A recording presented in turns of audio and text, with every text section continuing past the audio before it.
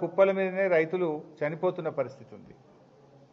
రాష్ట్ర వ్యాప్తంగా ఇప్పటికీ 5 రైతులు మార్కెట్ యార్డ్లో పడిగాపులు కాస్తూ దీనంగా ఎదురు చూస్తూ హార్ట్ అటాక్తో కానీ వివిధ కారణాల వల్ల ధాన్యపు కుప్పల మీదనే రైతులు చనిపోయిన పరిస్థితి ఉంది.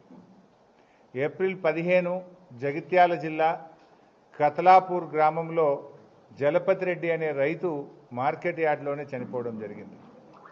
ఏప్రిల్ 21 మహబూబాబాద్ జిల్లా తొర్రూరు మండలంలో చీర్లపాలెం అనే గ్రామంలో మహిళా రైతు ప్రేమలత మార్కెట్ యార్డ్లో ధాన్యాన్ని తెచ్చి అక్కడే 2-3 రోజులు పడిగాపులు చేస్తూ చనిపోవడం జరిగింది.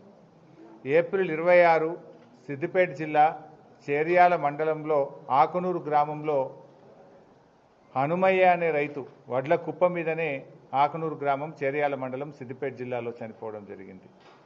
ఏప్రిల్ 22 మహబూబాబాద్ జిల్లా నెల్లికుదురు మండలం అక్కడ బిర్రు వెంకన్న అనే రైతు ధాన్యం తెచ్చి ధాన్యం కుప్ప మీదనే చనిపోవడం జరిగింది.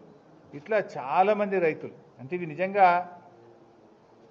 ఇవి నార్మల్ డెత్స్ కావు, ప్రభుత్వ నిర్లక్ష్యం వల్ల జరిగినటువంటి చావులు. ఒక రకంగా చెప్పాలంటే ఇవి ప్రభుత్వ హత్యలు. రైతులు ఇవాళ ఇట్లా చనిపోతున్నా ఈ ప్రభుత్వానికి చీమ కుట్టినట్టు కూడా లేదు. అందాల పోటీల మీద ఉన్న శ్రద్ధ రైతుల మీద లేకపోవడం సిగ్గుచేటు.